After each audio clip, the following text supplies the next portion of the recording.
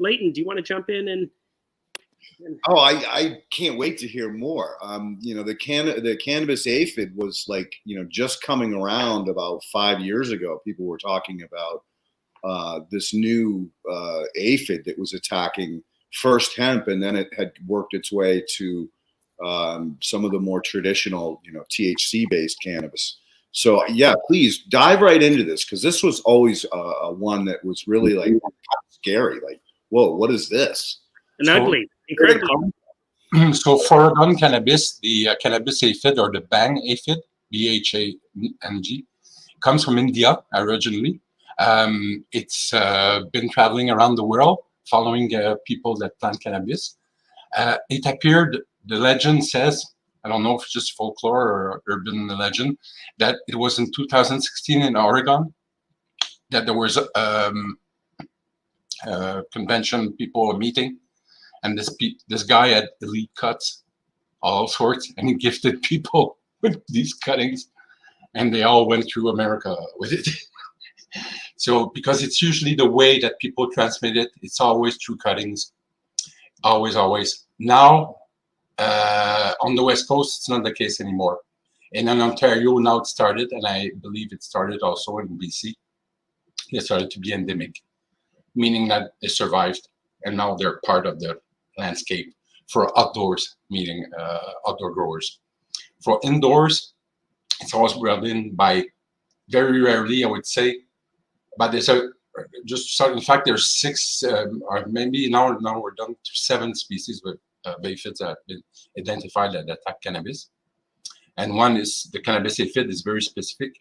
It won't eat hops, it won't eat pepper, it won't eat just cannabis or hemp, cannabis, whatever.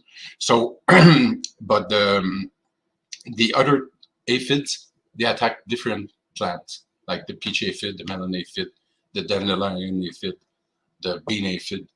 These all will attack cannabis, and the foxglove aphid too, but not the cannabis aphid can only be found on cannabis.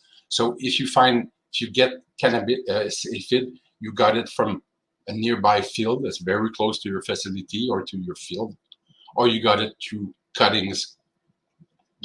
And usually cuttings, they have to be quarantined, and people don't quarantine enough or long enough.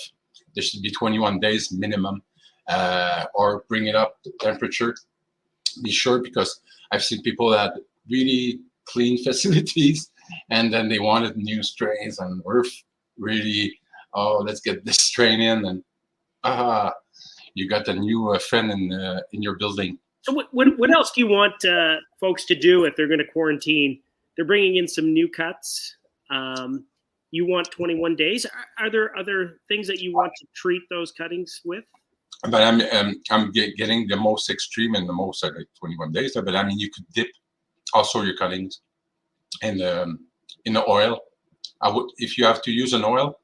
At first, when I first learned about oils years ago, I thought vegetable oil would be better, but no, finally it's mineral oil.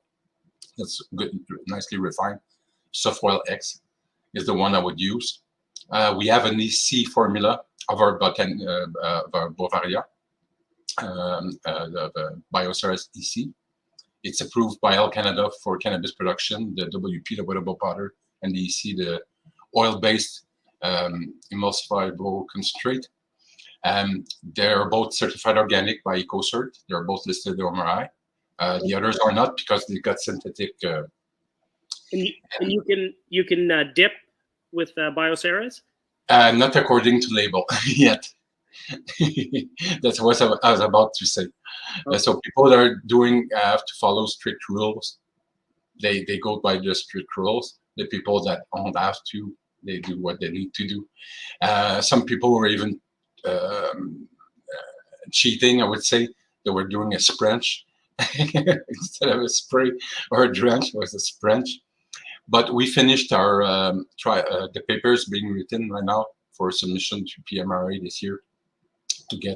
We're waiting for the cold fogger application. I'm waiting for outdoor application, and we're waiting also. We're on the works too for a new granular.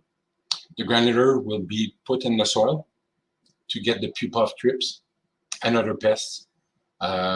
So it was mainly for Japanese beetle and rose Schaefer and a cinch bug for lawn for turf.